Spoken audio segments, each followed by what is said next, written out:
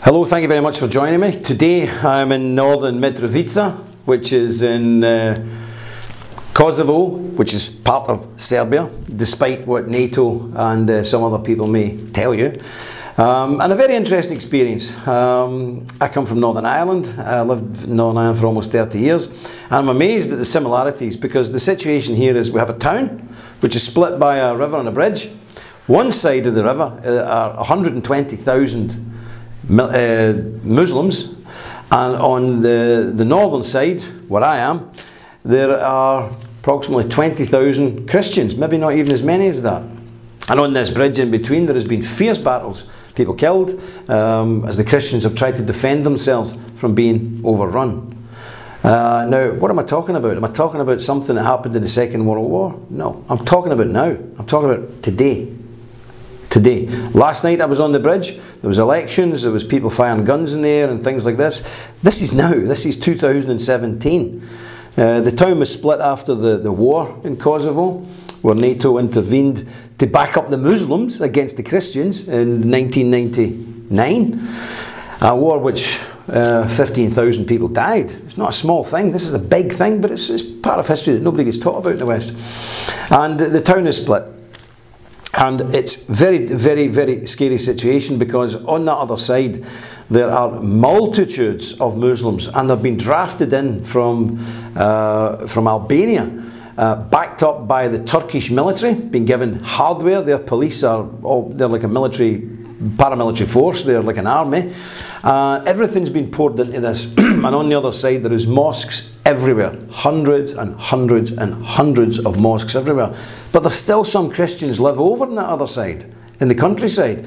I mean, we were around villages where there is only maybe 3 houses of Christians left in a village that used to be 100% Christian. Now there's 3 households, 3 families, and they're struggling for things like water. You know, they don't want to move away from there. They want to stay there, and very brave people they are. I mean, God bless them. Very brave. Can you imagine being surrounded by these hostile, armed Muslims, and you won't move? But what's making people move is things like poverty. Some of these people have no food. I'm not joking here. I've been there. I've seen it. I'm here in the middle of it. They've no food. Some people have no water, no fresh water. And of course the Muslims won't give them any. So they need to dig wells.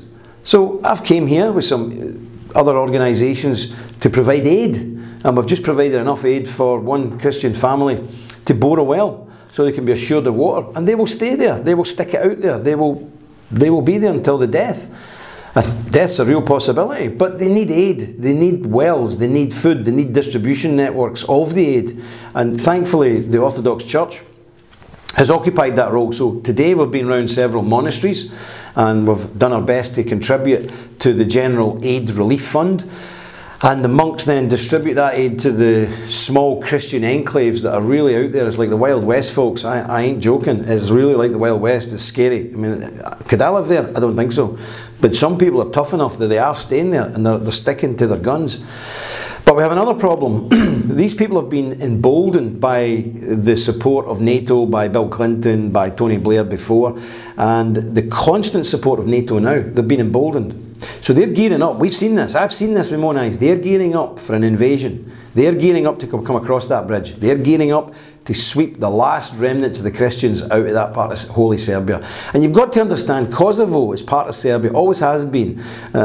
You know, that's where the famous battle to stop the Ottomans happened in 1389. That's why every Christian country in the West rings the Angelus bell at 1 o'clock, because the Pope ordered it so we could remember just how close we came to being overrun by Islam. And we still do it in the 21st century. And this all comes from Serbia. Nobody knows about it. It's absolutely shameful. It's truly shocking. But these Muslims, these Albanian Muslims who've now took over this holy part of Serbia, and this is a very holy part. I mean, the monument there to this is the battles there. Many other sacred and holy Christian shrines are in this part. This is to Serbian Christians. Kosovo is their Jerusalem. It's their holy land. It is Zion. It's the holy mountain of God. So this is an integral part of every Serb's soul, heart, mind, body, everything. It's vital that they keep a hold of this, and they will fight. You don't have to tell a Serb to fight. They can fight, believe me.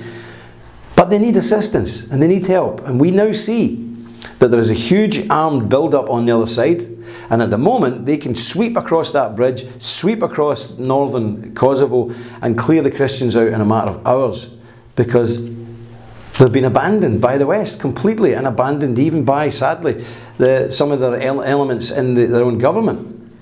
So they need people to step up to the mark and help them. Some of these brave volunteers, they need things. They need practical things like night vision goggles. They need tactical vests. They need food supplies. They need ration packs. They need all of these things. Drones. They need all of these things to keep an eye on this, because this will kick off any moment.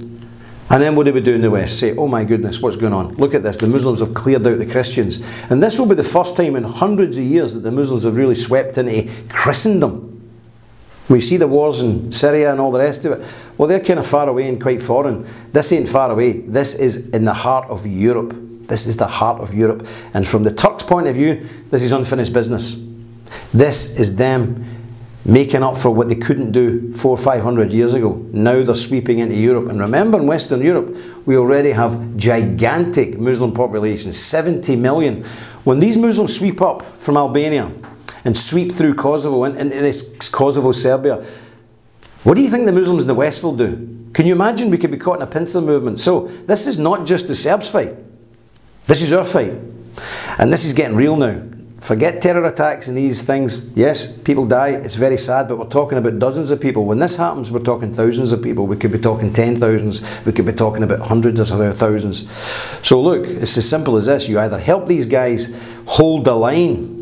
This is the front line. This is the last bastion. So you either help these people to hold the line, or you're going to have to hold the line. You're going to have to come out your house one day and stand in your street and try and hold the line. So the choice is very simple, and I would appeal to you, I would urge you, I would absolutely implore you as a Christian, do your Christian duty and help these people, because this is a very serious situation. It's not going to go away. Nobody's going to help them. There is no plan B. If you don't help them, nobody will. Please think about it, pray about it, and do what's right. Thank you very much.